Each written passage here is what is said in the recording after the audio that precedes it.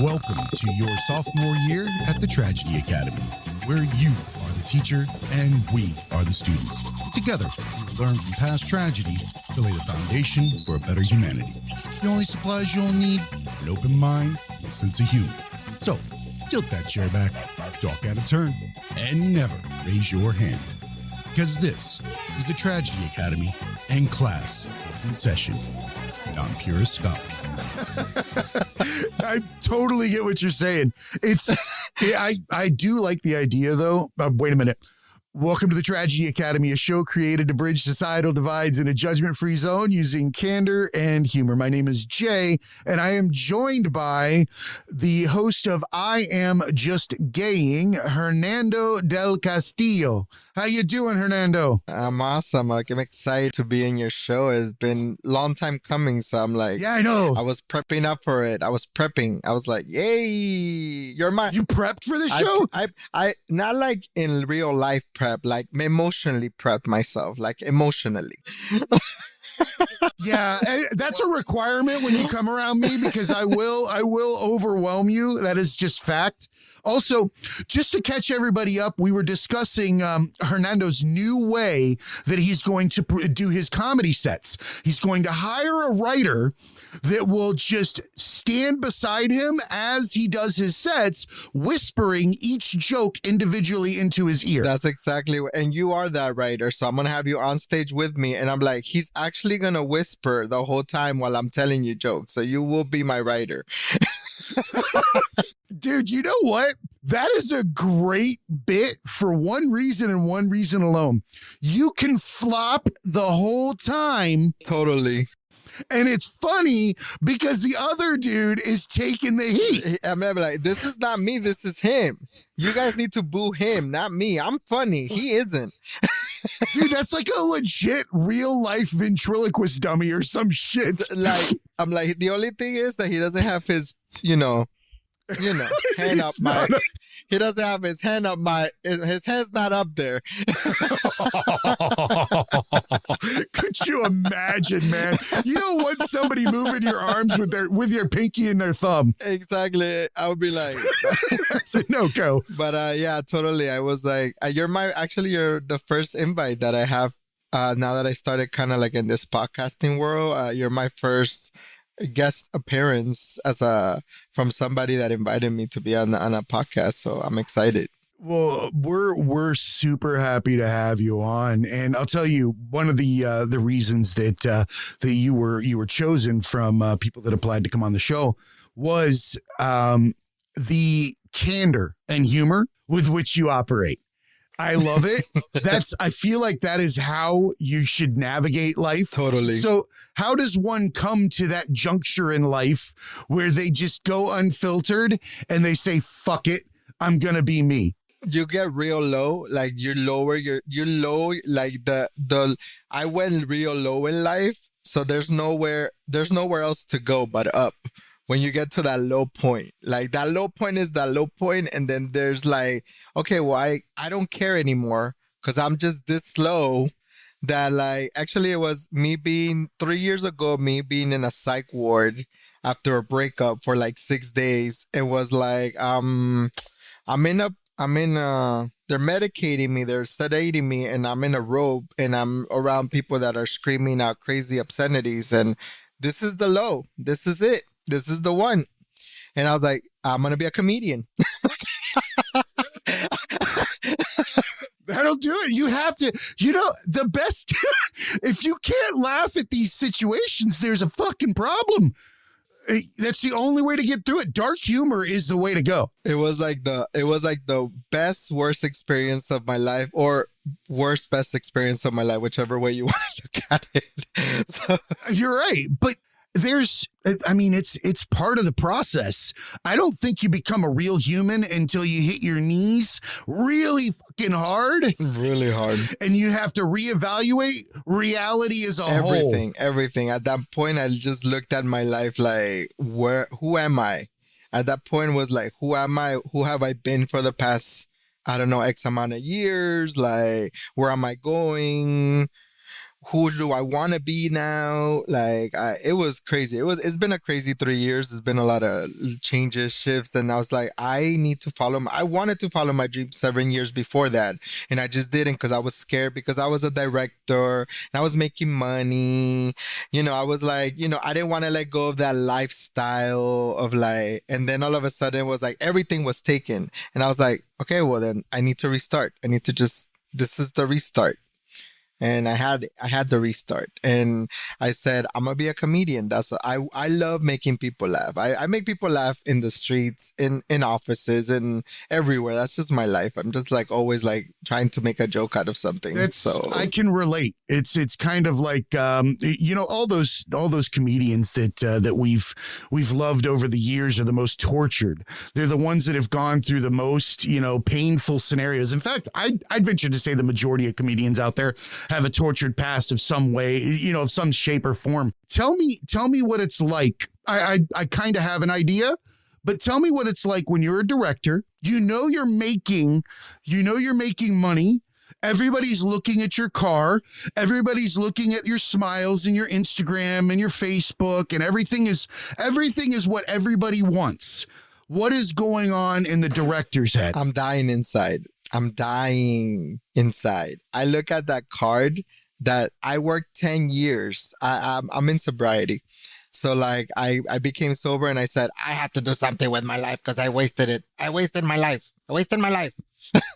I've been drinking and drugging for too long. Now I wasted my life. Now I have to be something. And so it became like becoming something all of a sudden. Like I have to become something. That's an addiction in and of itself. I know. I was like addicted. Like I was a workaholic. Like no lie. Like I would be like working crazy amount of hours in the hospitality industry, 14-hour days, 7 days a week, like just hospitality is no joke. That shit's brutal and thankless. Like just thinking about it makes me like want to throw up a little bit. Try solution architect for a global consulting firm. I can't. I solution architect. That sounds boring. To me. Like solution architect. What do you do with solution? What do you do as a solution architect? Dude, all it is looking at processes and trying to find ways to make them run faster and leaner. And it's the dumbest shit ever. I can't even quantify it because in all actuality, it's make-believe trying to organize make-believe. Oh, we're making up stuff. Or we're making up. That's all it ever is. That's what humans do is make shit up. Exactly. Dude, those masks, because you're exactly right. And the reason why I ask that is because I think more people need to hear, and I'm not sticking up for people that are well off, but I always like to put it out there that there is a certain amount of misunderstanding for what happiness looks like. Yes. Happiness is not a car, a home, or any of those things. It's not social status. It's not how many likes. It's not any of those things. And it's not a smile. It isn't. Listen up, people. Happiness is not a fucking smile. It isn't. It is not a fucking smile. Like, it isn't. They'll put so much stock in that because you know what? They don't understand that there's a maintenance fee. Yeah, exactly. I paid for it heavily. In emotional, like in like me thinking like, where am I in my life? Like, who am I right now? I worked so hard to get here and I am so unhappy. Like so unhappy. Like I used to like think, I used to go to work and I used to be like, all these years, 10 years I spent becoming this director to get to this point, to get this like business card. And I would look at the business card and I'm like, and I would detest it. I hate looking at it because I wasn't happy, and that's when my comedy career started. Actually, because I was a director, and I was like, I'm dead inside. Like this is not okay. I thought I reached here, and I should be happy now that I'm here. I'm happy. I should be happy. Yay! I have the car. I have the boyfriend. I have I'm miserable. And I'm waking up like, why am I miserable? And I think it's because I wasn't living my truth. I wasn't living. You're right. I wasn't living my truth. I wasn't. I was, and then I did stand-up comedy, and I knew at that point that that's what I needed to do. I knew it. I was too scared to do it, And I even how hard is that? How hard is that? Stand up stepping, because I get where you're coming from. And I like to hear this, because this is you on a precipice. Mm-hmm. This is you at that juncture in life where you can take the easy way. Exactly. Listen to this, the easy way, and be a director and go through all that shit, because that's what the mind believes. Exactly. Right? The mind actually believes that's the safe road to like cancer, ulcers, and everything in between. Tums every day, Mylanta every day. I couldn't sleep. Yes! Waking up at 5 a.m. Waking up at 5 a.m. Waking up like answering emails at 6.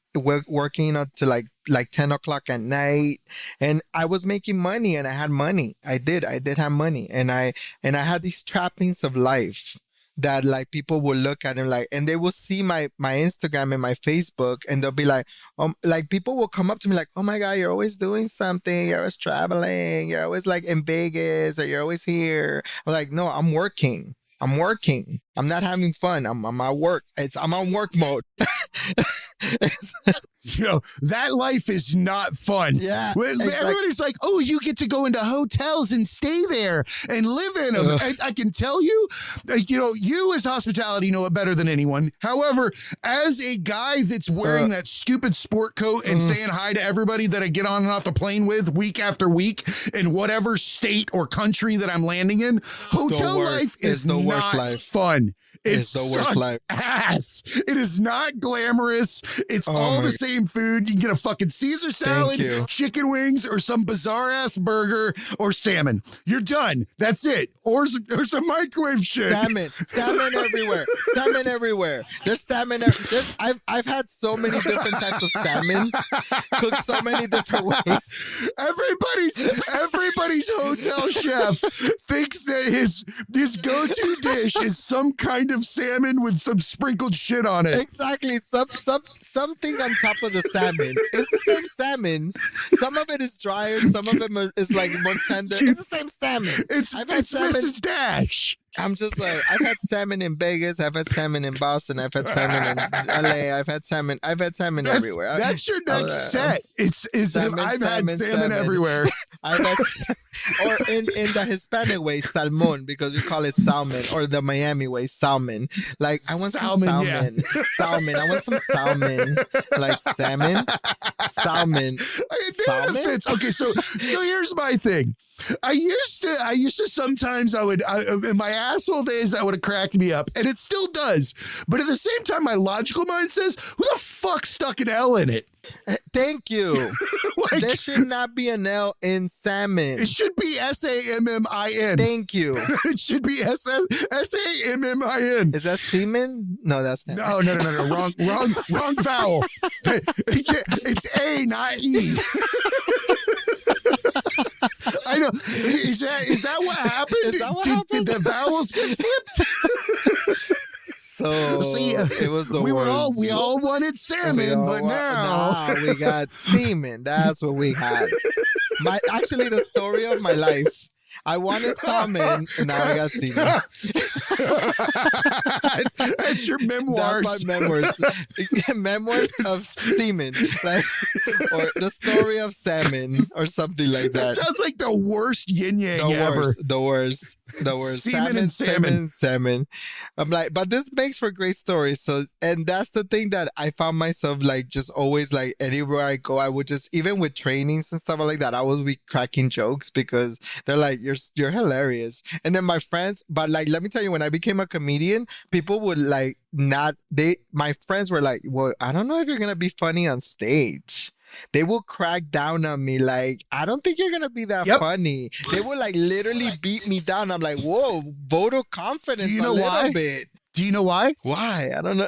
It's super. When I tell you, you're gonna be like, fuck, that's so obvious, right? Think about something you really want to do really bad, right? And then you see somebody else taking that risk and doing it, right? You have a choice at that moment. You can support them and jump up and down, or you can try to stop them so you can justify why you're not making that effort for your own dream. True, that's true. So, yeah, so you will look at others, and it's subconsciously. They will tell you you're not going to do that great, but all they're saying is, I'm not going to do that great. Totally. I think they go on protection mode. Like they're protecting their life, and they're looking at my life, and they're protecting their life.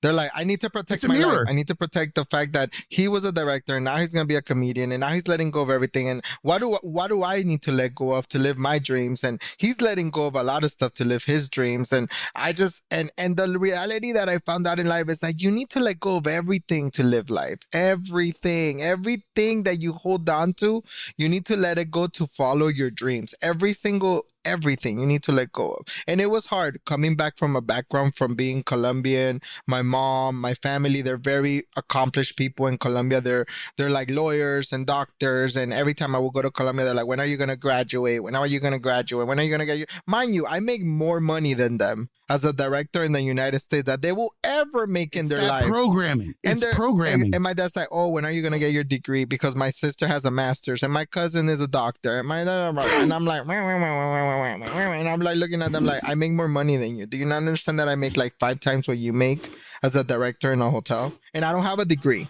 I didn't went to school. Degrees are stupid. They're stupid. Totally stupid. The whole system is fucked up. And the problem is there are now those cognitive biases because you're explaining your parents' mindset. Now, they're only parroting exactly what they were told. They're only passing on the structure of safeness to you. They only are passing on the judgment they believe they will receive or you will receive if you are an uneducated kid running around out there with that last name. I understand they don't realize that that's what they're doing. And it's because, again, they didn't take the risk they wanted to. Because here's the reality. A comedian would exist if reality didn't exist, right? Because you would still be authentic. You would still be humorous, laughing at whatever was surrounding us. An attorney is not going to exist. It's not a real thing. It isn't. It's not. It is just a made up position with which to operate within this societal cloud that we have, this dream state, everything that is around us. That's all it is. And how did you came up with that? What happened to you with that realization? What was it? Because there's something that happens to everyone that makes you come to those realizations. Something happens to you. For me, it was a culmination of a lifetime of events, right? And it started out when I was young. I didn't grow up under the best conditions and bullied, things of that nature. I grew up very poor and I had no identity. And this is where it's going to start to sound familiar. Because of the way that I grew up, I didn't, because when you're bullied in that manner, you have no idea what persona to carry in order to not be abused, right? So in those situations, you grow up with no identity. You grow up with every identity. You become an actor. And then you become that actor, you move on into adult life. I went into the Army. I did 10 years there. Loved my service, loved my friends. Thank you for doing that for us. I appreciate it. Thank you for the support. That said, many have done much more than I have, and I appreciate them. And my time, I respect it. It taught me a lot of great things. That said, still wasn't me. That is not what I was put on this earth to do. It was what I was put on this earth to go through. Just like the bullying, just like the poverty, just like any of those things, and then moved on to adulthood. When you grow up that way, you don't understand where the value system is in life. What is going to fill that void? Well, hopefully, it's the adoration of my friends around me for how far I came. Let me get a car. Let me get a house. Let me put a theater in my house. Let me get this. Let me get that. Let me get this 6-figure job. You use something to motivate yourself. What I did was I put a fake $100,000 bill on underneath my computer monitor at work and said, that's what I want to achieve. And I achieved it. And then I wasn't happy. Thank you. I got a theater. It's so funny. I wasn't happy. I got an Audi. I wasn't happy. And here's the thing. People will, I kind of have the ability to make this judgment call, whereas most people don't because they kind of start out in the middle. Screw you. I ate from the Denton Bent. That's that place that you go, the grocery stores dump their food to, and you get to guess whether or not the label on it matches the food. Dude, you know how many times they have this big box of all these Denton cans, and like 30% of them, or maybe 25%, have labels, and everybody grabs them, and then the rest, it's like they tell you it's ravioli in that bitch, and they you think it is. You think it's Chef Boyardee. To a poor kid, you're excited. You're like borderline crying. You're like, I get ravioli, and then you get home, crack that bitch open, and it slides out beets. No, beets. Beets. Like not even like a decent vegetable. Beets taste like dirt to me. They're like dirt. They are. Whoever ate the first beet is an asshole. And then they put it in like stuff, and now it's like, okay, another thing that you do in hotels that they love to put on everything, beets. They will add beet salad, beet this, beet that. No, I'm gonna beat you up if you give me more beets. Dude, it's that, and don't put fucking grapes in my chicken salad. I'm gonna punch you in the windpipe. If you put any more grapes in my chicken salad, I'm gonna get pissed. Beets. I didn't ask for fruit cocktail with fucking meat. Oh my God. I asked for fucking meat. My mom always wanted to feed me rice and beets. No, yes, that's okay. So that's a thing. What is? No, that is not a thing. It can't be. My wife is Colombian. Oh, your wife's Colombian. I'm Colombian. My wife is half Colombian, half Italian. Her parents are both immigrants, and my mother-in-law is actually here, and she made spaghetti last night. But I've never. There are a lot of soups out of Colombia. I've noticed that. Soup. Sancocho. Sancocho. It comes from being raised with the cheapest things that you can provide. You have to. You throw them in there and it lasts. And you once it's been boiled. Yeah. Oh, no, trust me. Same thing happens in the poor white community in South Florida. It's just called ham and beans and shit like that. It's fucking gross. I was raised the same way. Like my mom, single mom with 2 kids, like living in Miami, trying to raise 2 children. I lived in Hialeah. I was actually, raised in Hialeah. So that's where I come from. I'm a Hialeah boy. I went to Hialeah Elementary. So that's no joke down there. No, it's no joking. I love Hialeah. Listen, it's the most ratchet, ghetto, amazing place in the world. I'm sorry. It's like you feel I've lived in Tallahassee. I lived in Clearwater. Ooh, that's some big trucks area right there.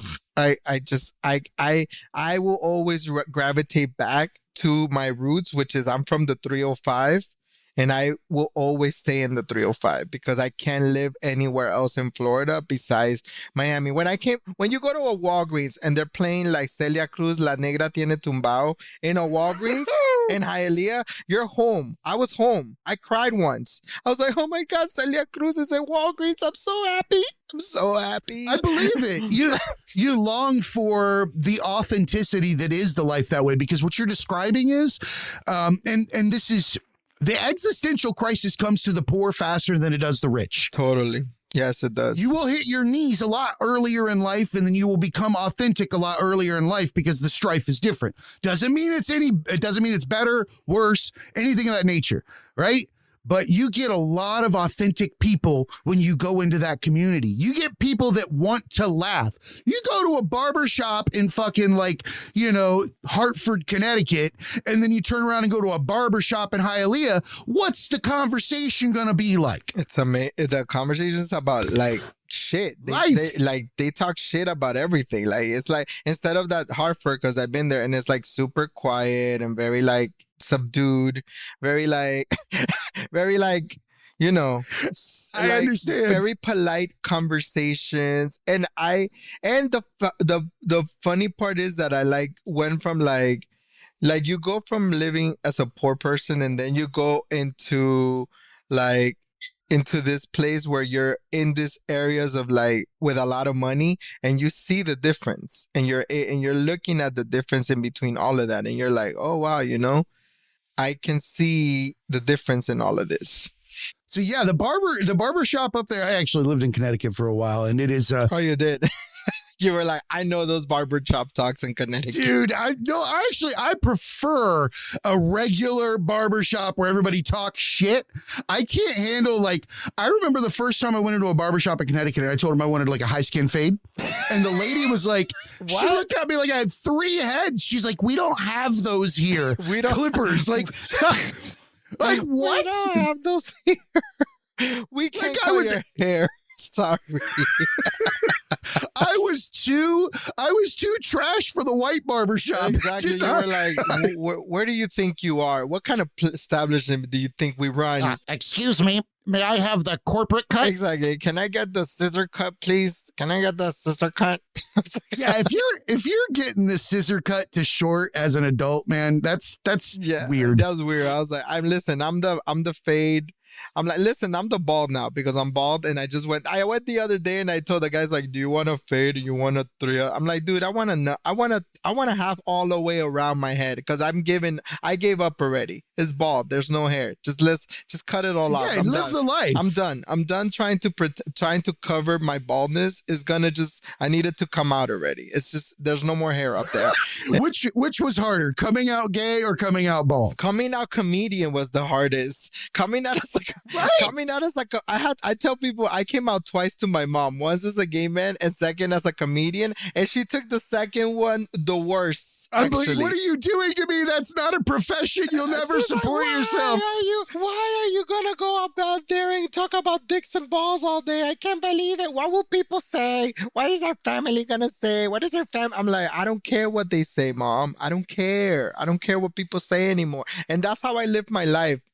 What are people? That's a very Hispanic way of living. What are people going to say? That's not just a Hispanic way of living, my friend. You're like, nah, it's not only Hispanic. That is the world's way of living. That is society's way of living. And it's done for a reason, because if we're paying attention to what everybody else thinks about us, we're not paying attention to the fact that it's all bullshit. It's all bullshit. It's so bullshit. It's bullshit. It is. And I told her I'm done. I can't live this life anymore. I'm unhappy. I need to be my truest self, and my truest self is on stage. It's on stage telling jokes. That's who I am. Yeah, and I watched one of your sets. I thought it was awesome.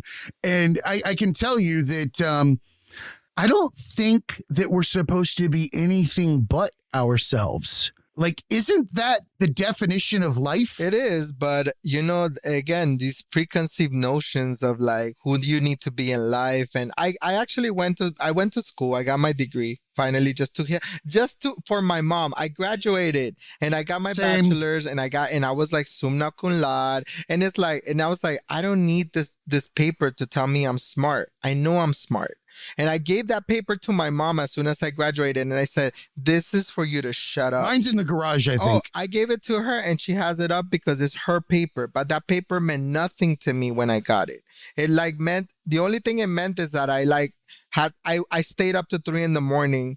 for like a year. That's what that paper meant to me. That paper meant that it was all the late nights and no sleep, exactly. Hungry, anxiety. And that's what that paper meant that to me. That I stayed up to 3 a.m. and people were like, they should stamp that bitch with Maylocks. They my God, that paper, I looked at that bachelor's and I was like, this was the worst thing. I mean, this was the worst thing I've ever done in my life. And I will never go back to school. I love that I have a school-themed podcast that is downing on. And I'm just Here's the thing. Do it for what is authentic to you. Now, if you are going to college because it is something that is creatively, or it is your niche, what you feel like you were put on this earth to do, fuck yeah, go for it. Yeah, go. But don't do it because somebody told you you're not a whole human without it. because that's fucking And horse that's shit. my highlight. My whole life, I wasn't a whole human without my bachelor's. I wasn't a whole human without a degree. My family's like, you're not a human until you get a degree. And my sisters are the same way. My sisters, both of them have masters, and it's like, I'm not gonna. They're like, when are you gonna? The next question is like, when are you gonna get your master's? I'm not gonna. I am a comedian. I say dick and balls for a living. That's what I want to do. That's what I want to do for the rest of my life, and that's how I want to live my life. I do go to school. Actually, I actually do theater like classes. I'll do There you improv. go. I tell people I am in school. I'm always like trying to improve myself as a comedian all the time to get to the next level, because I think one thing I do think in life is that you should always be open to learning. That's what I think. Open yourself up to learning whatever it is. Open yourself up. It doesn't have to be that you have to get a degree about it. You just open your mind up to learning stuff, reading a book, going to a seminar, going to this, like trying new things, like open your mind. Make new friends. Yes. Walk up to people that you would have never in your life met or talked to before. Walk up to them, put your hand out and be like, yo, I don't know you, but I really would like to. There's people don't get pissed. They don't. Totally, As they long don't. as you're genuine. They don't if get you're pissed. genuine, people don't get pissed. Listen, people love to walk up to me wherever I am because I have this face that I think it says friendly. And they just like, I was in the middle of Amsterdam, like waiting for a bus and like by myself. I didn't know where the hell. I was just lost and I was like, I don't care. I'm going to be lost. I want to be lost. I want to be lost in Amsterdam. That's the best place to get lost in. So I was like there and two people came up to me. It's like, hey, do you know where this is at? And I'm like, I'm not from here. Sorry. But I have this kind of personality that people are very drawn to me when it comes to like. It's an energy. Yeah. They're like, they just come up to me and ask me questions like, listen, I know I'm going to take this bus to go to the museum. If you're going that way, maybe you come on the same bus, but I don't know where I am. I'm in Amsterdam. I'm lost. I'm like, Yeah, I think everybody in Amsterdam's a little bit lost. they're a little bit lost. They are. Were They all are a these little bit questions for eating destinations? Exactly. Yeah, they were like, oh, where do you go here? Where do you go? Oh, I love going to the shops there. It was so much fun. Like I love going there, like to the coffee shops. I don't smoke, but like I was getting high anyways, because once you're in there, you're gonna get high. Yeah, I bet. Get high. I bet. Because it's weed everywhere and it's like in the ducks and everybody's smoking. So I was like there, and Amsterdam's the best because like there's food like all around the clock. And there's a place called Fubu that they have these machines that you could put like tokens in, and the food, you could open up the thing and food comes out of it. And I'm like, I want some chicken wings It's like right that now. It's in Japan. Japan is like the king of vending machines, man. I love it. You can get like, dude, you can get hot cream corn in a can. Hot cream corn in a can. Hot cream corn in a can. Hot cream corn in a can. When I saw that the first time, I was like, you fucking kidding me? Hot What cream is this? corn in a can. That's for real right there. I haven't seen No, but that you here. can like, you can get like the best coffee came in hot cans. It's all Georgia brand, which is actually Coke. And they have all these different brands over there, but you can also get like French fries. You can get sushi. Oh my God, You can yes. dude, 7-Eleven sushi actually is good. You get sushi in the US at 7-Eleven. You're guaranteeing yourself gonna be like sick. You're gonna be sick. it's a situation. You're gonna be in the toilet if you try to get sushi from 7-Eleven. Listeners, do not get sushi from 7-Eleven. Please do not do that. It's like going to an Italian restaurant and ordering, something, ordering sushi. Exactly. Or go to a Japanese place and how's your lasagna? Exactly. Like if you eat lasagna at a sushi restaurant, you need to go somewhere with that. I don't know where you're going, but you better not order lasagna at a sushi restaurant. I have friends that do not like sushi, so like we'll go there and I'll tell them we'll try the pad thai or something. But I was like, first of all, like, why are you here with me when you knew you were coming to a sushi restaurant? Why are you with me? It's so that I thought about this the other day when I was describing my own immaturity, but I feel like that is a requirement for the menu with mazes scenario. Oh yeah. Every time you end up in a restaurant with somebody that doesn't eat that, they have to get the menu with mazes to find like the chicken fingers or the fucking the little mini burger or the hot dog. Like I will go like you knew it says sushi Takara for a reason. Like that means that it's sushi that's being sold here. Why did you say let's meet here if you don't eat raw fish? I argue they don't know. I argue the majority of them have never really tasted it. I told them, let's just try it. It's not that bad. They're like, nah, I don't want to try. I'm like, listen, this is my motto in life. You try everything once, and if you don't like it, don't do it again. Everything. I think that's my motto in life. I tend to agree with you, but of course there are limits in that scenario. I remember there was a comedian that I almost peed my pants when I heard this, and I cannot remember who he is, but he said that he knows that he's not gay because once a year he sucks a dick to check and he still doesn't like it. Yes. I'm like, yo, I didn't know how to respond to that. You know, like, that's pretty fucking funny. Once a year. He checks. He does a semen check. He does a salmon check. He does a salmon check. A salmon. No, he does a salmon check. He does a salmon check once a year. He orders the salmon once a year. Exactly. He orders the salmon. He's like, I would like the salmon, please. I was like, with some semen on it. Thank you very much. Salmon with semen on it. That's some commitment to know you don't like something. That's some commitment. Dude, that's Hey, academics. Have you endured life's tragedies, trials, and tribulations? Did you adapt and overcome? Do you have advice for others to pay forward and want to be a guest? Then email us a brief 2 to 3 minute video to show@thetragedyacademy.com and tell us how our academics can learn and grow from these experiences. Thanks again for your support. And now, back to class. Wait anymore. Words are fucking nothing. They really are. It's a choice. Seriously anymore. I don't take anything seriously anymore. It's hard not to. I even through all this pandemic and stuff like that, I really try to maintain this positive attitude all the time because my mom is like the worst. She's like the most like everybody's gonna die and we're gonna end up dead all the time. She takes it always. Everything my mom does she takes it to death. My stepmother is from Puerto Rico, and I was raised with her for quite a while too. I understand the Latin mom overreacting, to every single thing. Yeah, I'm with you. Like death. Like I'm like, Mom, we're not going to die. Will you stop thinking we're going to die? We're not going to die. That actually invites death. Exactly. I told her, would you stop it? Like she'll be like, and she'll have like anxiety attacks and calling me like 4 o'clock in the morning, like through the pen. I'm like, Mom, we're not going to die. Will you stop? We're not going to die. Okay, stop it. Like, and I have to turn off your TV. Put it on Golden Girls. She likes Univision and Telemundo. That is her thing. And she tells me about life through them. So she's like, well, the Telemundo told me. Univision told me. And I was like, Mom, that's not real. Do you not understand that's not real? That's Univision. Univision are dramatic people. They're just Hispanic dramatic people on TV. You might as well be watching novellas or reading novellas. You should be. You should be watching a novella. A novela's more real than Univision. Honestly.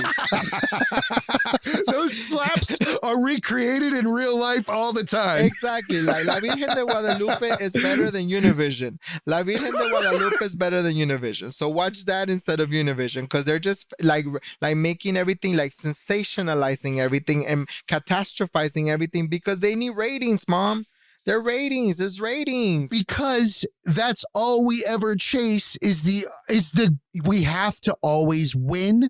We always have to have the most. We always have to have better than. We always have to have a good time. We always have to have all those things, but we fail to realize that they come with the opposite.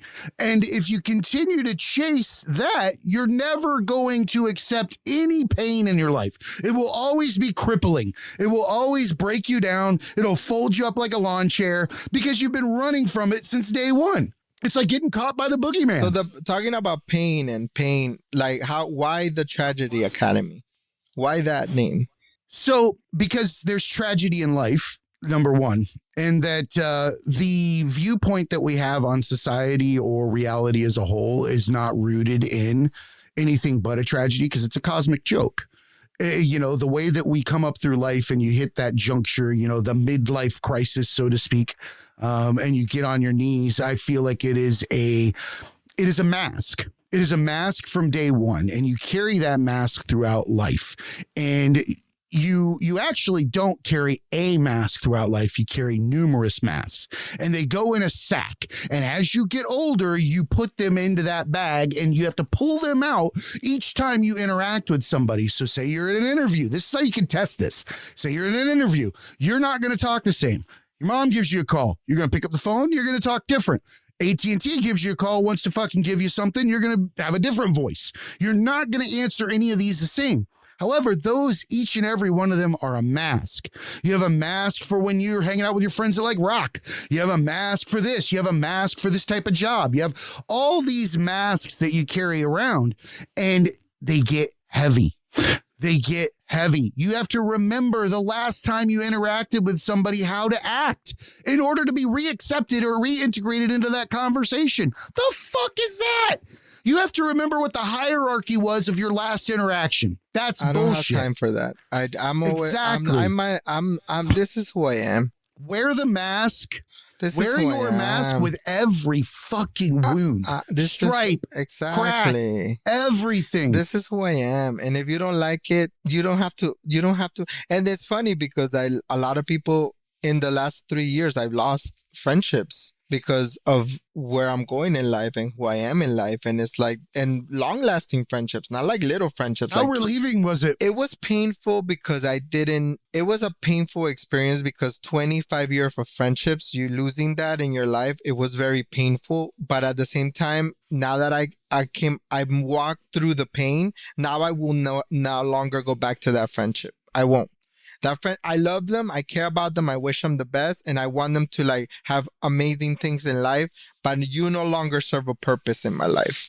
Yeah, I think the correct definition is you have served your purpose in my life, because you're supposed to go through these friendships. You're supposed to go through these interactions. And it's not because, you have some kind of karmic response or anything like that.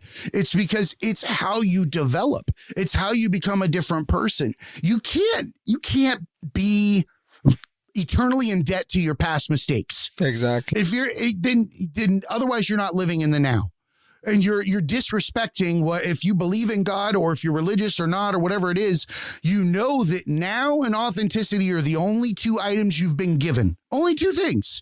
And I would guess that being anything other than that, present and authentic, would be a slap in the face of whoever created you or whatever it was. Exactly. No, and I totally agree to that. And I learned through letting go of those friendships that it was that I no longer, not that I no longer needed them, but that I was okay to invite new people into my life. And new people great.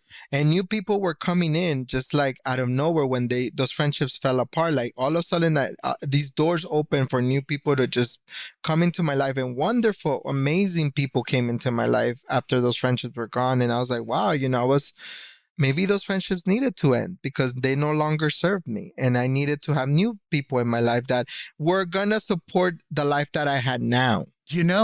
What if those people were there the whole time and the other people were there the whole time? You were standing there facing one direction and you had all of that the other direction. There's a switch that flips, and it's actually your perception and view on yourself that changes the direction with which people come to you.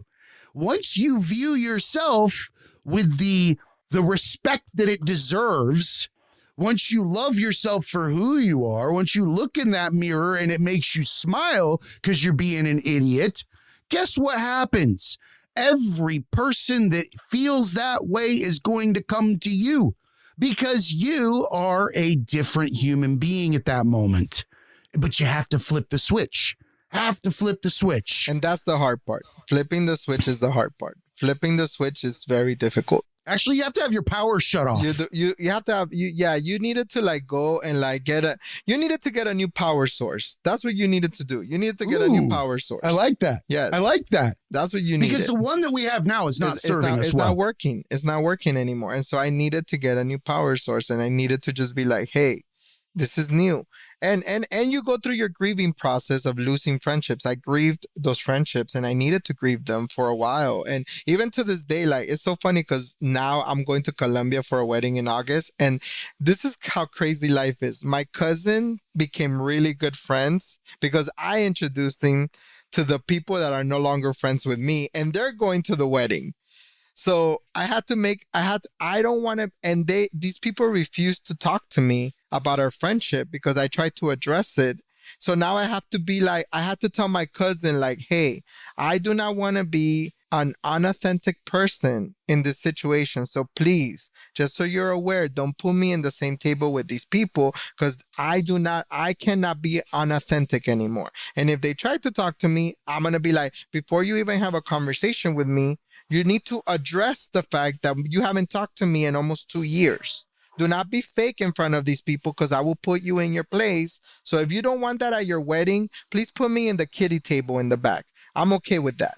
Put me with the kids. The kids' table's more fun. Exactly. I told them. They don't serve salmon. Thank you. I don't want salmon. I don't want salmon. It's not at the kids' table. I don't want someone put me in that kids' table, please, so I can have fun with them because I love the children and I'm just like a child. So put me in that table and leave, and I will be able to have fun. And I don't need to address these people because I don't want to address them. And I don't want to be fake. I'm tired of being fake. I will no longer be fake in my life. I will not be a fake person. It's too much work. And so if they come to me, I'm going to be like, you want to have a conversation with me? Let's squash it out right now. Let's squash out our friendship right now and move on. But you refused for 2 years to talk to me about our friendship. 2 years. When I've tried to address our friendship with, and this was a 25-year friendship. 25 years. I'm 40. We met when we were 15, dude. Like, we weren't just like whatever. We grew up together. So I'm good with it, but I told them, hey, don't put me in the table with them. I like that you said I'm good with it after you said that long ass line where you're still torn the fuck apart by it because that's family to you. Yeah, it so is. I would ask you a question or encourage something. Yeah, of course. Right? I don't know how the reaction of these type of people will be because they're your friends, your family, or whoever they might be. So I can't give any wager on how they would act, right? However, I do know that we are only in control of one thing, and that's ourselves, right? And if it starts within, maybe they need a reason to cross the line without being ashamed of their stance from before. It's just how life works. People will hold on to the dirtiest position because they don't want to be shamed for what they believed at the time, right? It's man, I've been in that on that side before. Totally. You know, my family lives that way. That's how they live. They hold on to like the craziest thing. You reintroduced yourself to your mom, you said, or something along that lines. And I think that, well, first of all, I would say that you probably reintroduced yourself to yourself before anything else. So maybe take a stab at approaching this as an opportunity to not discuss what happened. Because remember, there's no such thing as the past. You're right. Because you've never been there. I've never been there. I've never been in the past. Never been in tomorrow either. So maybe try reintroducing yourself. And I totally, and that's why I like to like have different. If that makes sense. I know, I totally get it. I totally get what you're saying. The actual you. The actual me. Give them a chance and say, you know what? You were not at fault for my internal deception to myself. For that reason, I want to give you a chance to see the real me. If you don't accept the real me, then we're square. Exactly. We're good. Right? And I'm not saying the onus is on you. No. The onus is always on the authentic person, unfortunately, or those that have made that evolutionary step in life. However, there's just nothing to be won anymore. Man, I just hit my mic like a pro. You're like, you're so excited. You're just like, yes. I was animated, but that's It's the true, only. though. It's true. You're right. Because you have very few weapons in the arsenal of defending authenticity. It's true. Very few weapons. That's because they don't need to exist. They don't. Because you let your authenticity speak on its own. And I like to talk about people just perspective wise, because I don't think that I'm the only, that's why I say that open-mindedness has been the key to my growth, because I'm open-minded to listen to people's point of view instead of being very blocked like I used to be and be like, no, you're wrong. And they did this to me. And I'm like, I don't live that way anymore. I'm like, no, let me be open to the idea of like, I can introduce myself to these people and be like, hey, this is me. Now, I already introduced myself to you guys. You guys need to either accept or deny this person, and it's fine. Whatever you guys choose. You don't even care after that. Okay. That's the thing. Okay. You give it zero importance at that point. And if it's supposed to happen, it'll happen. But you have cleansed yourself of the demons. Yes, I have. Because you accepted yourself. And you know what? You don't even have to put any weight on it when you're there. True. Focus on everything that's happy and that they don't even exist. And they will only exist when they cross your path. Exactly. Tell me otherwise. Tell me that anybody in the world is real when they're not in front of you. No, they're not. Well, they rent space in my head. That's where they rent. That's a fucking great way to say it. You're right. And guess what? They're not paying rent. I know they just have a space. Exactly. Those motherfuckers aren't giving you a dime. They're giving you diarrhea. Exactly. There's a story by Paulo Coelho, which is a very true story about like it's in this place called I don't remember, but it's about a bird that like the person traps in a cage because he loves the bird, and then the bird in the cage. And that's how I feel like the bird in the cage cannot be his most authentic self. But the person that loved the bird wanted the bird next to them. And the bird's like, but I am not being this free bird. You put me in the cage. And now I'm dying because I can't be free. So the person's like, but I love you. I love you. I want to keep you next to me. You always leave me. And the bird's like, I'm dying inside because you put me in a cage. And so finally the bird died. And then the person was like, what happened? Why did the bird die? And it was because, and that is what happens in life, that people put you in this cage and they trap you in this cage and they hold on to you in this cage and they don't let you be yourself. And you die. Did they not let you, or did you not know that you had a choice that you didn't have to be in the cage? I didn't know at that point I had a choice. None of us do. I didn't know I had a choice. Same way. Dude, I was told my laugh was ridiculous. Don't laugh. Who tells a child not to laugh? What the fuck is that? Exactly. That's like stealing your happiness. Who says that to somebody? Who said? Right. And all types of life are. I laugh like, my true, most authentic. I have my I worked at the Mandarin Oriental, so I used to have my Mandarin Oriental laugh, and everybody knew that I had the Mandarin Oriental laugh. So they'll be like, "Oh, you have that Mandarin Oriental laugh." They're just like, "Oh, yes, of course." Oh, yes. The James Bottom tooth from Family Guy. Exactly. Yes. That like, oh, that's so funny. And my friends will be like, my laugh is like, when I really laugh, I laugh like that cartoon dog that's like, dude, I do too. I die. That's my laugh. Every time I laugh from like the gut, I laugh like that dog. And people are always like, oh my God, you're like that dog from the cartoon that's always like, dude, Muttley. It's Muttley. Yeah, Muttley. They're always like, exactly. Yeah. That's my laugh. And they're like, oh my God, you're Muttley. Yeah, I wheeze. I get super high pitched. Yes. I snort. I do all these things. And you know what? I started out, I heard like one or two shitty statements and comments from people when I first started releasing content. And when you're bullied and you're scared of other people's opinion and stuff, thank God I had sat and edited so much audio and listened to myself for so long, which I think everybody should have to do that, because it makes you hear your own neediness, your own quirks and issues with an outside perspective. But I had also come to terms with, actually like 2 or 3 days before, I had told somebody, I was like, my fucking laugh is obnoxious.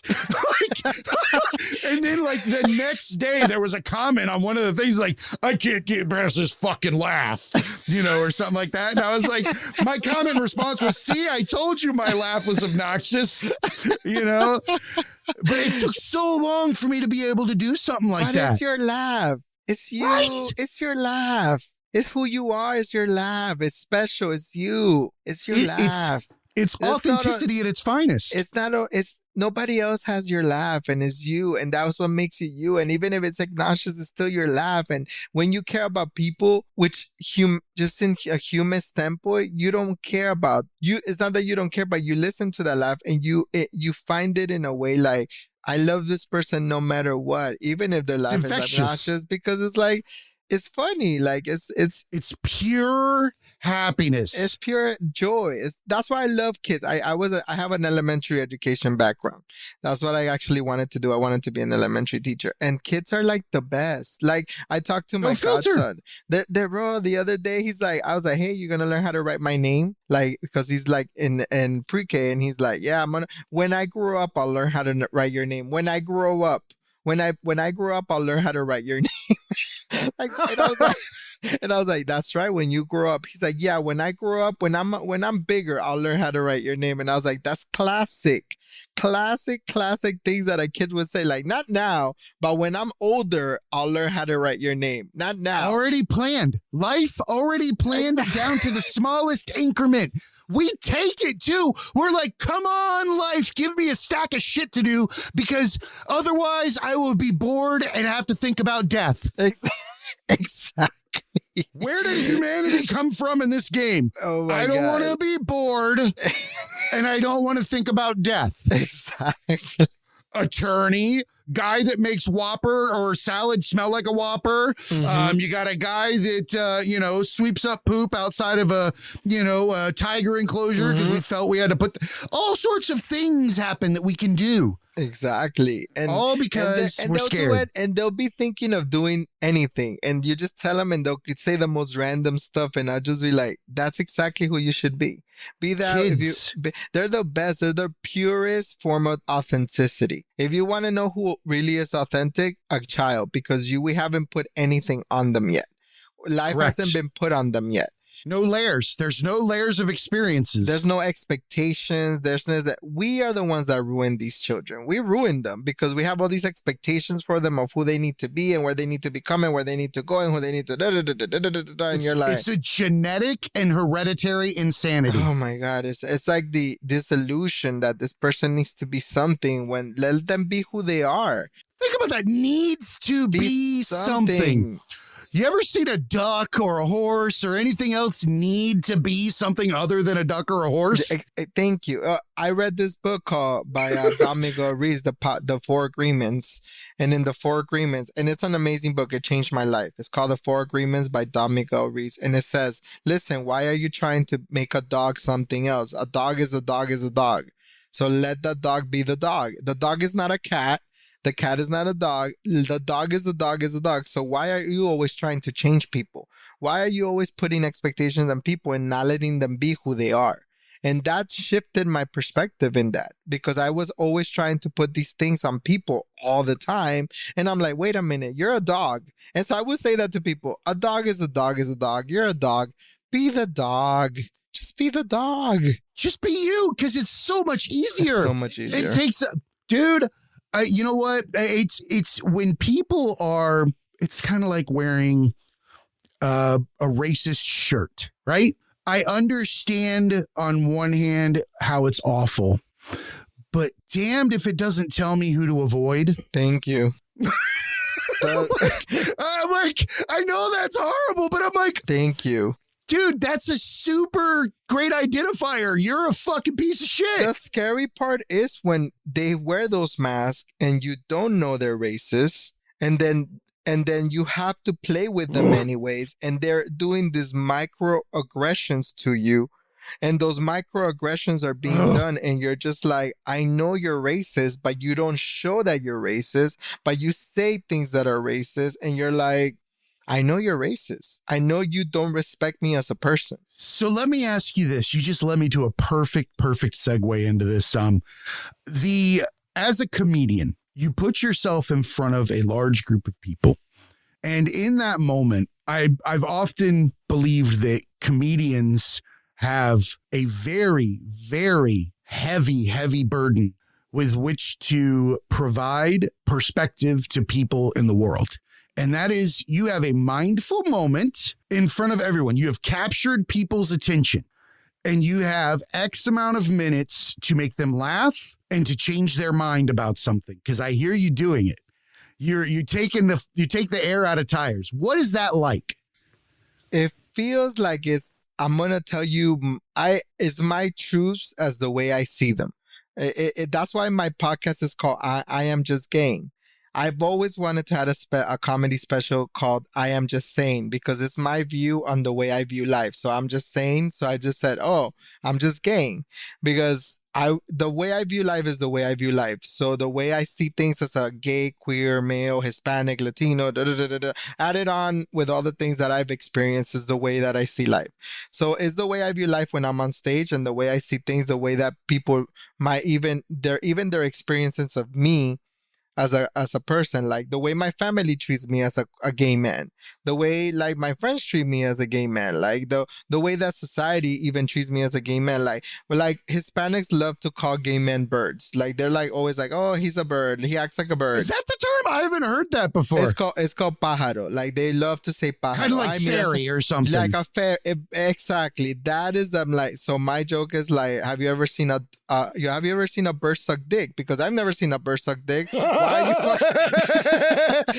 You know, you've got me there. Never seen, although I can't lie. If somebody told me, hey, if you look behind this curtain, there's a bird sucking dick, I'd probably look. I'd like 100% chance I would need to see that. Who wouldn't want to see a bird suck dick? Like, how does that?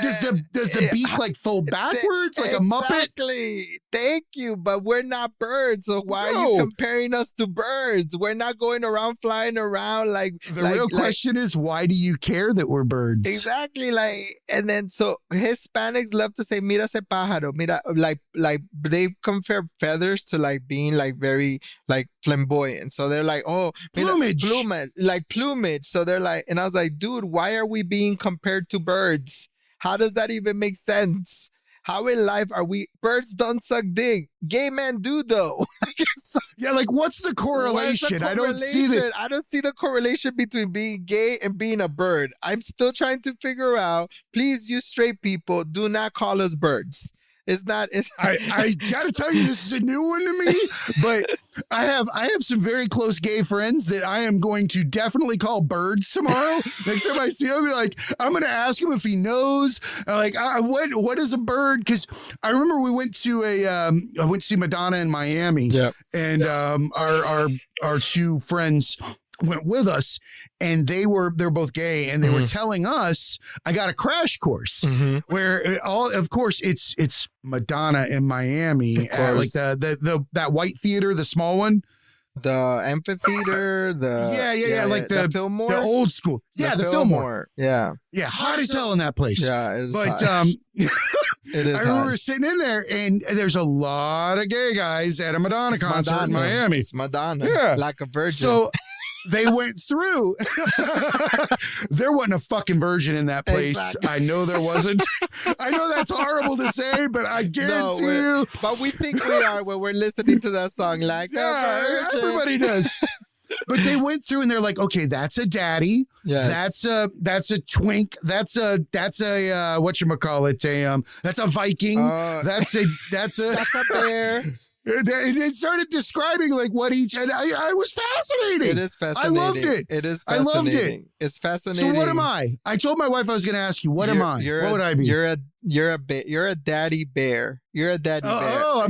I've got two of them. Yeah, you're a daddy and you're a bear. You're like I think I like that. daddies are like people over, like, listen, if you're over the age of 40, you're considered a daddy. That's just automatically Okay, like, that's the entry. that's just like already automatically like once you're 40 and over in the gay world, you're a daddy. Oh, so there's no cougar in the male world. No, there's daddies. That's what we are. We're either sugar daddies or we're daddies. That's what we're So you either have money or you don't have money. Exactly. God, man, that's a low. I don't like this. Exactly. Hold on. You already get like and then you're a bear because you're like a bigger, hairier guy, and you look like, like you look like a bear. It's like you have fluffy. a beard, you're fluffy. Then there's otters. I don't know. Otters are that like. doesn't sound like a flattering set of descriptions for me. It isn't flattering at all. Although I am a very animated cartoon, so I can only imagine how many cartoon bears are out there that I would be put in the same classification with. You're like Jogi, like ho ho ho. You just said that so Spanish. You just said that so Spanish. You're like Jogi. Jogi the bear. Oh ho ho. Hey, boo boo. Picnic basket. Hey, boo boo. Hey, boo boo. Jogi the bear. You're like Jogi. I used to say, instead of saying Yankees, I used to say Yankees. So and people will make fun to me all the time. And I'm like, I'm sorry, I'm still from Miami. I still say Yankees. I still say Jogi. I still use that stuff because it's hard for me to say yee instead of yee because the Y sounds a certain way to me. So, but yeah, like yeah, Yogi the bear is like the type of, and so we all as gay men have these type of. And again, it means nothing, but in the gay world, of course not. It's just fun. It's fun, but in the gay world, like bears hanging with bears, twinks hang with twinks. Like, oh, really? Twinks don't hang with segregated? Yeah, twinks don't hang with bears. Like twinks have muscle daddies, don't hang with bears. Like otters hang with bears. Otters are scared. Hold on a minute. The fuck is an otter? Otter is a fit, hairy guy. Because he's all wet and slick down. And he's like, because otters are skinnier and more like more otters defined. are cute, but they oddly look like a poop. They do. The only thing good about otters is that they build dams, and I'm intrigued by that all the time. I don't know why. Otters build dams? Yeah. I thought that was beavers. No, otters build dams too, I think. Or beavers build dams? Beavers build dams. Otters will lay on their back and like crack shit on their stomach. Oh, they use like rocks as tools. Oh, I don't know. I could be misinformation. See, the bottom of the logo says non puris scholum. Do you know what that means in Latin? No, it's not an accredited school. Exactly. So you're like, I can be wrong. Look, Google it.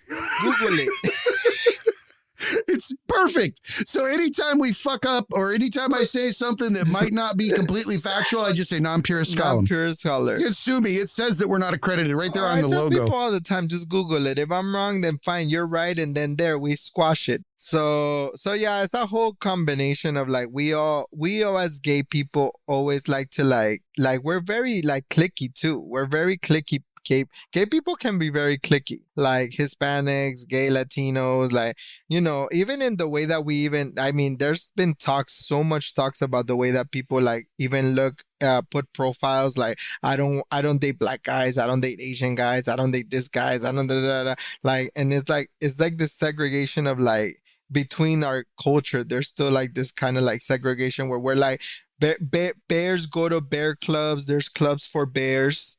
Like there's bear parties. Like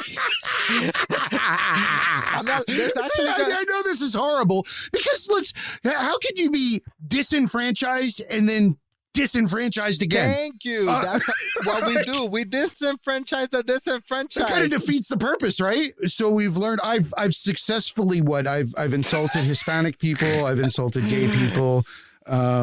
I'm going to just, as soon as this show is over, I'm going to grab everything and I'm just going to walk out to the retention pond where that gator is. I'm in Florida and I'm going to just toss it in there and let it go. I'm gonna walk over there. I'm gonna do it with class. So I'm gonna put like a monocle, top hat, like scuba flippers and everything in between, and go out there and then play some music and toss it all in. That would be great. No, man, I cannot thank you enough for coming on here and sharing what is, a very, very, very impressive way that you have gotten through everything. I'm honored to have spent the time with you. Thank you for personally. inviting me. It's been an awesome experience to share and great conversation. The Tragedy Academy is awesome. I've been listening to your podcast already. I like to start things from the beginning, like I told you. So I started from the way beginning, and I just moved forward because I'm one of those people like Instagram. I like to go towards like all the way down to your first picture and see the evolution of you. That's what I'm one of those. I need the evolution. If you don't have evolution, you're fake. Exactly. That's why I need the evolution. And that's why we left it exactly the way it is, because nothing's changed. Same thing.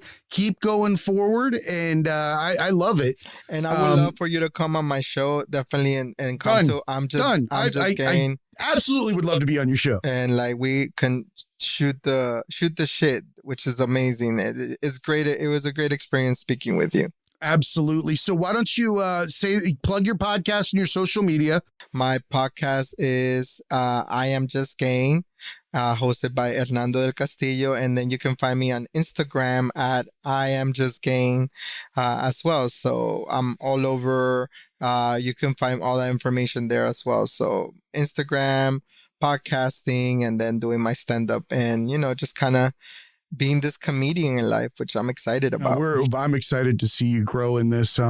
Super, super happy for you. So again, I appreciate you coming on. And this, I'll take us out from, what is it? Yogi and Boo Boo. Yogi and Boo Boo. Yo. Hey, Boo Boo. Hey, Boo Boo. Hey, All right, everybody. Remember, be cool and keep learning. Hey, academics. Thanks again for attending another class at the Tragedy Academy. You can show us some love by subscribing, downloading, and rating us 5 stars on Apple Podcasts, Spotify, and Stitcher. Or ask Amazon Alexa to play the Tragedy Academy podcast. You can find links to all major podcast platforms and past episodes at thetragedyacademy.com. You can find us on all the majors of social media, on Instagram at The Tragedy Academy 2019, on TikTok at The Tragedy Academy, and on Twitter at Tragedy_Academy, where we'll post our clips of upcoming shows, updated info, and thoughts. If you'd like to be a guest, send an email to show@thetragedyacademy.com. Keep an eye out on Instagram for Tragedy Academy giveaways. Thanks again for coming to class, and remember, be cool, keep learning. What's up, academics? This is Jay. I'm here to talk to you about Into the AM. This is a clothing and apparel company that I came across last year that has the absolute coolest designs. And the reason why I was attracted to it is because I grew up without a lot of money, like many others, and had to shop on that outlet rack with the irregular items. Things like the fly was over 4 inches to the left, or the right sleeve would be twice the size of the left. It looked like I was growing horizontally. Like, it's okay, honey, you'll grow into your left arm. So you really don't get a chance to express yourself the way that you want to. You go into life, you start putting on suits, you start putting on uniforms, and you realize you'd never had a chance to truly express yourself. Enter Into the AM, a team of artists and creators who share a common vision. They see clothing as a canvas to express what drives you. Since 2012, they've developed premium apparel that elevates self-expression and provides unparalleled comfort for wherever your passions take you. Into the AM's passion for change is the driving force behind their brand. They remain committed to creating products that inspire and promote self-expression by partnering with like-minded organizations focused on giving back to communities in need. Last year, they donated 1% of all revenue from their graphic tees collection to the Art of Elysium charity. The Art of Elysium is an artist organization built on the idea that through service, art becomes a catalyst for social change. For over 24 years, the Art of Elysium has paired volunteer artists with communities to support individuals in the midst of difficult emotional life changes. They currently offer 110 community programs per month, serving over 30,000 individuals per year. The only permanent thing in life is change. Supporting charities dedicated to helping those going through these changes, trials, and tribulations require a never-ending commitment. The onus is on us as creators to affect change through our true, authentic talents, and Into the AM is the model of how this is done. Their clothes are handcrafted with care. They have a team of skilled artisans that craft each garment with the highest quality fabrics and eco-friendly inks. Not to mention, these things don't shrink, they don't fade, and they fit as if they were designed supernaturally. I'm stopped every time I wear one of the graphic tees to find out where I got it. The colors attract attention from miles, and the art is nothing short of spectacular, with designs for everyone. One of my personal favorites, Twilight Maiden. Go take a look. Into the AM does all of this while putting their money where their mouth is. 30-day money-back guarantee, lightning fast shipping, and hassle-free returns. The deals are endless. Graphic tee bundles, discount promo codes. Get over there, check it out. I'm highlighting the tees, but I'd be remiss to not mention that if you want to walk around in the absolute most comfortable shorts, joggers, and basic tees, hit up Into the AM. I even wear the basics to the gym. Head on over to thetragedyacademy.com, go to our sponsors tab, and follow the affiliate link to the Into the AM store.